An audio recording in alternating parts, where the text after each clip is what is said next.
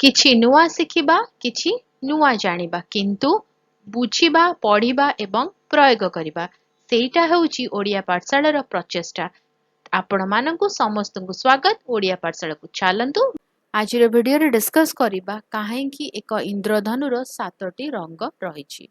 ଇନ୍ଦ୍ରଧନୁ ପ୍ରକୃତିର ସବୁଠାରୁ ସୁନ୍ଦର ଏବଂ ଯାଦୁକାରୀ ଦୃଶ୍ୟ ମଧ୍ୟରୁ ଗୋଟିଏ। ସୂର୍ଯ୍ୟ କିରଣ ବର୍ଷା ବିନ୍ଦୁ ମଧ୍ୟ ଦେଇ ଗତି କରିବା ସମୟରେ ଏହା ଆକାଶରେ ଦେଖାଯାଏ, ଯାହା ଏକ ରଙ୍ଗୀନ ଚାପ ସୃଷ୍ଟି କରେ। ଅନେକ ଲୋକ ଭାବନ୍ତି ଯେ ଏକ ଇନ୍ଦ୍ରଧନୁ ଠିକ୍ 7 ରଙ୍ଗ କାହିଁକି ଅଛି। ଏହାର ଉତ୍ତର ଆଲୋକ ପ୍ରତିସରଣ, ବିଚ୍ଛିନ୍ନତା ଏବଂ ସାର୍ ଆଇଜାକ୍ ନ୍ୟୁଟନଙ୍କ ଦ୍ୱାରା କରାଯାଇଥିବା ପର୍ଯ୍ୟବେକ୍ଷଣ ବିଜ୍ଞାନରେ ରହିଛି। ସୂର୍ଯ୍ୟ କିରଣ ଯଦିଓ ଏହା ଧଳା ଦେଖାଯାଏ, ପ୍ରକୃତିରେ ଅନେକ ରଙ୍ଗ ରହିଛି। ଏହି ରଙ୍ଗଗୁଡ଼ିକୁ ଏକତ୍ର ଦୃଶ୍ୟମାନ ବର୍ଣ୍ଣାଳୀ କୁହାଯାଏ। ପ୍ରତ୍ୟେକ ରଙ୍ଗ ବିଭିନ୍ନ ଲମ୍ବ ତରଙ୍ଗରେ ଯାତ୍ରା କରେ।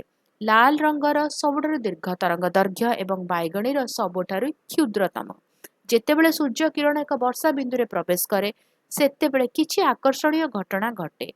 ଆଲୋକ ଧଳା ଦେଖାଯାଏ ଏବଂ ବଙ୍କା ହୁଏ ଓ ଏହି ପ୍ରକ୍ରିୟା ତାହାକୁ ପ୍ରତିସରଣ କୁହାଯାଏ।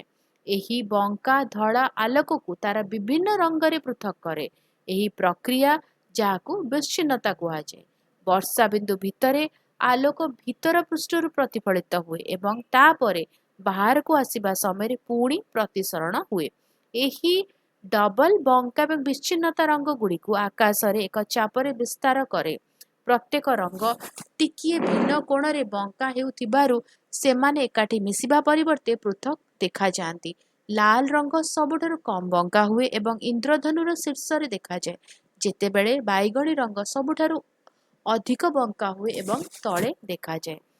ଆମେ କହିବାର କାରଣ ହେଉଛି ଏକ ଇନ୍ଦ୍ରଧନୁରେ 7ଟି ରଙ୍ଗ ଅଛି। ତାହା ମୁଖ୍ୟତଃ ସାର୍ ଆଇଜାକ୍ ନ୍ୟୁଟନଙ୍କ କାରଣରୁ ଯେତେବେଳେ ସେ ଏକ କାଚ ଫ୍ରିଜ୍ ବ୍ୟବହାର କରି ଆଲୋକ ସହିତ ପରୀକ୍ଷଣ କରିଥିଲେ, ସେ ଅନେକ ଛାୟା ଦେଖିଥିଲେ, କିନ୍ତୁ ବର୍ଣ୍ଣାଳୀକୁ 7ଟି ମୁଖ୍ୟ ରଙ୍ଗରେ ବିଭକ୍ତ କରିବାକୁ ବାଛିଥିଲେ: ଲାଲ, କମଳା, ହଳଦିଆ, ସବୁଜ, ନୀଳ ଏବଂ ବାଇଗଣୀ। ତାଙ୍କର ପସନ୍ଦ ଏହି ଧାରଣା ଦ୍ୱାରା ପ୍ରଭାବିତ ହୋଇଥିଲା ଯେ 7 ସଂଖ୍ୟା ବିଶେଷ 7ଟି ସଙ୍ଗୀତର ସ୍ୱର, ସପ୍ତାହର 7 ଦିନ ଏବଂ ଅନ୍ୟାନ୍ୟ ପ୍ରାକୃତିକ ଢାଞ୍ଚା ସହିତ ଜଡ଼ିତ।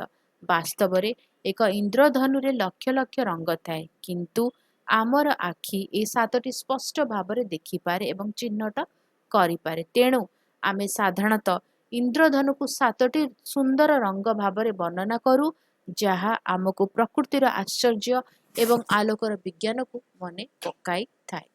ଭିଡ଼ିଓଟି କେମିତି ଲାଗିଲା ମୋତେ କମେଣ୍ଟ କରିକି ଜଣାଇବ। ଯଦି କିଛି ଡାଉଟ୍ ଅଛି, କ୍ୱେଶ୍ଚିନ୍ସ ଅଛି ବା ମୁଁ କହିଲା ବେଳେ କିଛି ଛାଡ଼ିଗଲି, କମେଣ୍ଟରେ ଲେଖିଦେବ, ଆନ୍ସର କରିବା। ଆଉ ଯଦି ଭଲ ଲାଗିଲା ତାହେଲେ ଭିଡ଼ିଓଟିକୁ ଲାଇକ୍ କରିଦେବ, ଅନ୍ୟମାନଙ୍କ ସହିତ ସେୟାର କରିବ, ଚ୍ୟାନେଲକୁ ସବସ୍କ୍ରାଇବ୍ କରି ବେଲ୍ ଆଇକନ୍ ପ୍ରେସ୍ କରି ଅଲ୍ ନୋଟିଫିକେସନକୁ ଅନ୍ ରଖିଥିବ। ତାହେଲେ ରହୁଛି, ଦେଖା ହବା ଆଗାମୀ ଭିଡ଼ିଓରେ। ଭଲରେ ରୁହ, ସୁସ୍ଥରେ ରୁହ, ମୋତେ ଅନୁମତି ଦିଅ। Bye bye.